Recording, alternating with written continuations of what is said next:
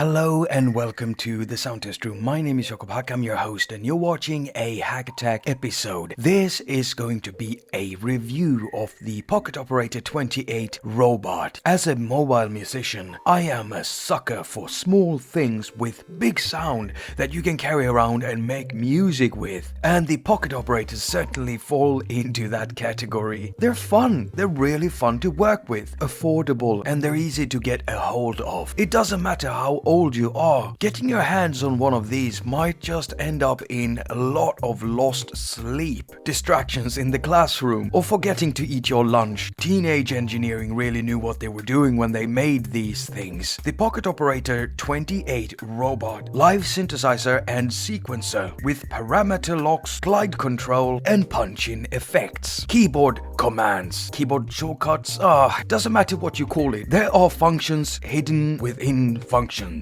And that's what I love about teenage engineering. You have everything at a finger's reach, or two fingers. So for using FX, you press down the FX button and then you press one of these 16 buttons right here. The same buttons are used for playing the synthesizers, putting in notes, setting the volume output, choosing the sounds, patterns, and linking patterns together. So most commands are done by holding down one button and pressing another. No menus. Love that. Now, the most common problem that people seem to have with these are that they put in batteries and the unit won't start. Well, it's really simple. These little metal things here, when you put in batteries, sometimes you bend them outwards a little bit too much. So if you're putting new batteries in and there's no power in your pocket operator, then simply remove the batteries and press these metal things inwards. Put in your batteries and your pocket operator will probably start up. Now, the PO-28 robot has 15 sounds in it, and the 16th one is a micro drum machine. To choose a sound, you hold down sound and press one of these buttons. Each of the sound has two parameters that you can tweak using these two knobs up here. You can also record the tweaks you make. That's automation recording for you. Now, 16 steps can feel a bit limiting, but since you can chain patterns, it's easy to make longer songs. And chaining patterns is easy. So let's say you want pattern 5 to play 3 times and pattern 6 to play 1 time in succession. Hold down pattern, press 5, 1, 2, 3 and 6 1 time. When you then start the track by pressing play, the pocket operator will play pattern number 5 3 times and then jump to 6 and back again. And you can link up to 128 patterns on these new pocket operators. Now, putting notes into the sequencer is so easy. Choose a sound by holding down the sound button and then pressing a key from 1 to 15. Now, when you want to put in notes into the sequencer, you simply press the right button and an icon will appear up here. Now it's on, now it's off.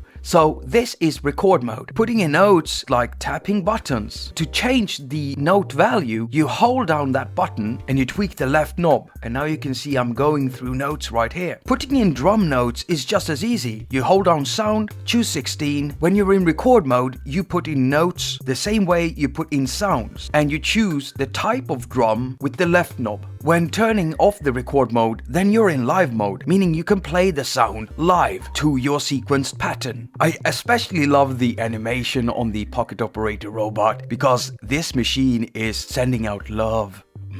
Precious love. And I want to show you a neat thing. To clean the pocket operators, I just use a paintbrush to get in between all of those spaces. Yeah. You see, when you don't do any button presses for a while, it will turn off itself and it will only show the clock up in the display, taking almost no power at all. You know, at first glance, they look like they could break easily, but this circuit board is sturdy. And I love that you can just grab it and put it in your pocket and use it instantly. This hanger breaks away, but I can't do that. I just can't because I just love the way it looks. I've used the pocket operator to add sounds and patterns and stuff to my live performances, and something that's really fun is to make patterns on this and then sample it into something else and cutting it up. Now, for live use, you can sync it using basically anything that works with click track impulses. So it works well with Volca, and you can even sync it to an iPad using something like ModStep. And I would recommend the pocket pocket operator robot PO-28 to anyone that wants to have something extra in the studio. Use it as a toy or a tool, it really doesn't matter, and you just can't go wrong with something like this. So that's basically my review of the PO-28. As usual, Doug Woods, Colin Sweeney, and me, Jakob haQ at soundtestroom.com wishes you a very productive week. Now go finger your stuff